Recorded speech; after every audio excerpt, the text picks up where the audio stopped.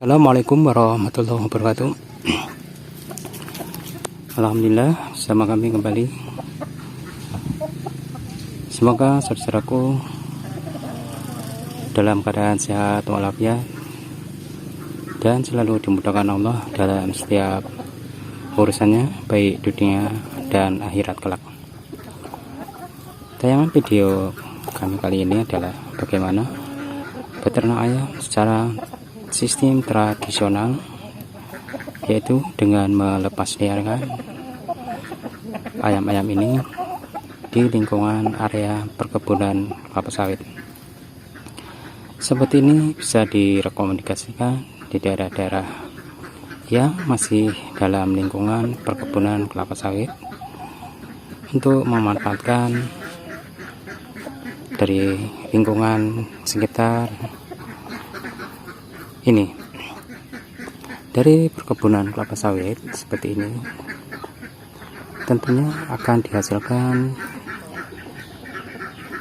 buah yang sudah masak dan akan terjatuh menjadi berondolan dan akan dimakan oleh ayam-ayam kita ini.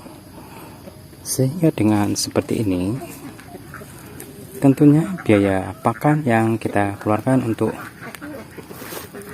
ayam-ayam kita bisa diperirit, yakni mereka memakan berondolan kelapa sawit yang terjatuh. Saudara-saudaraku, di area perkebunan kelapa sawit tentunya lahan masih cukup luas, terbentang.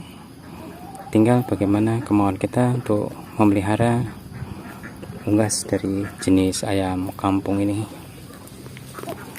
karena biaya produksi yang besar dalam peternakan ayam, peternakan unggas pada umumnya adalah biaya pakan. Sehingga dengan memanfaatkan area perkebunan seperti dalam tayangan video ini, mereka akan memakan buah sawit yang terjatuh atau disebut dengan berondolan-berondolan ini. Dengan demikian kita hanya memberikan sedikit tambahan pakan dari ayam-ayam kita ini, hingga biaya produksi yang dikeluarkan tidak terlalu besar, saudara. Ini hanya bisa direkomendasikan di daerah-daerah perluasan kebun kelapa sawit yang mana kita sembari berkebun memelihara unggas dari jenis ayam kampung ini, sehingga nilai tambah ekonomi bisa didapat. Dan yang kedua, untuk perbaikan gizi keluarga, dimana untuk daging ayam kampung ini nutrisinya cukup tinggi dan sangat menyehatkan untuk dikonsumsi oleh kita.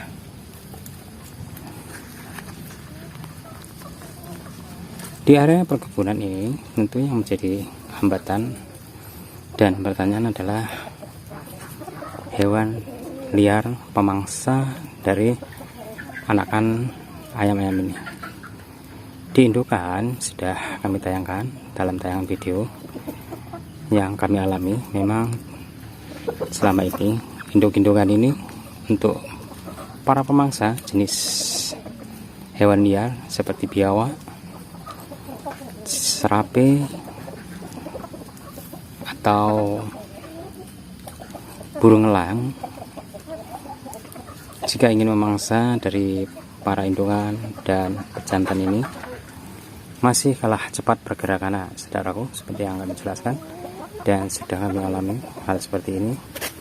Bagaimana beternak ayam kampung di area perkebunan yang menjadi hambatan utama adalah para pemangsa. Tapi alhamdulillah, yang seperti ini tidak menjadi hambatan yang berarti, saudaraku.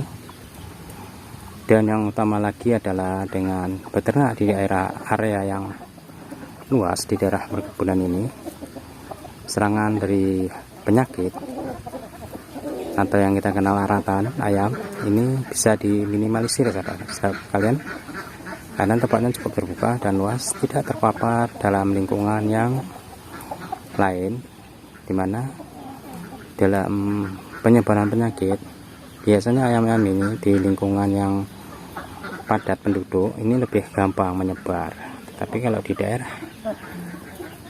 perluasan, di daerah perkebunan seperti ini, hama penyakit tidak mudah berkembang, apalagi kita menggunakan sistem vaksinasi yang kita berikan untuk para indukan ini. Lah, bagaimana untuk anak-anak ayam ini lebih rentan dari serangan hewan pemangsa? Tentunya sama-sama kita ketahui, jika kita memelihara indukan lebih daripada 10 ekor ini sudah sangat merepotkan bila tidak dengan campur tangan kita sebagai pemilik dari hewan-hewan ini, dari ayam-ayam ini. Maksudnya adalah campur tangan kita adalah merawat dari anak-anak ayam yang diproduksi ini. Jika memang kita sudah memiliki indukan di atas 10 ekor, ada baiknya menggunakan mesin tetas berkapasitas 150, sehingga tugas para indukan ini hanya bertelur saja. Untuk pengeraman bisa kita tanamkan dengan menggunakan mesin tetas. Selanjutnya, DOC atau anak ayam yang diproduksi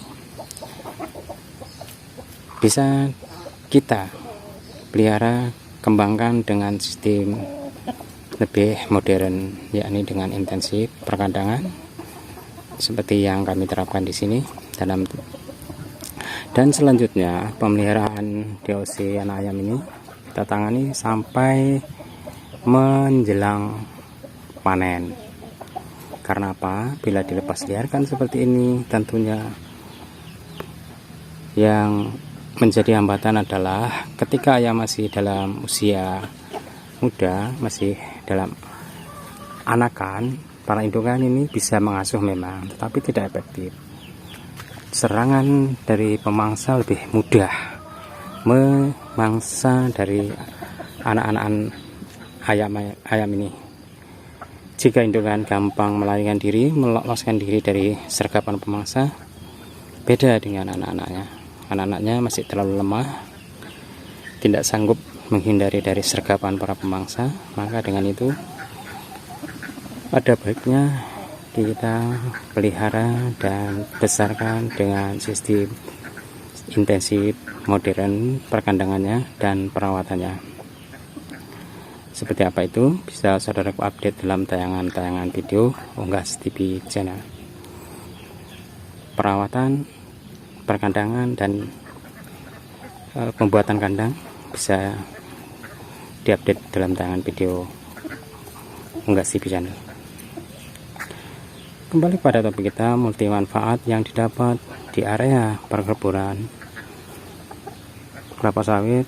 Tentunya keuntungan akan bertambah kepada kita jika memang kebun sawit ini adalah primadona yang sekarang ini harganya cukup mahal. Tentunya kita sambil memelihara ayam bisa memanfaatkan dari limbah kotorannya untuk dijadikan pupuk organik untuk memupuk daripada kebun sawit kita. Dengan demikian biaya yang kita keluarkan untuk pemupukan bisa dikurangi, dengan catatan tentunya produktivitas limbah ternak ayam kita lebih banyak. Dengan sistem modern gampang dikumpulkan untuk dijadikan pupuk kandang.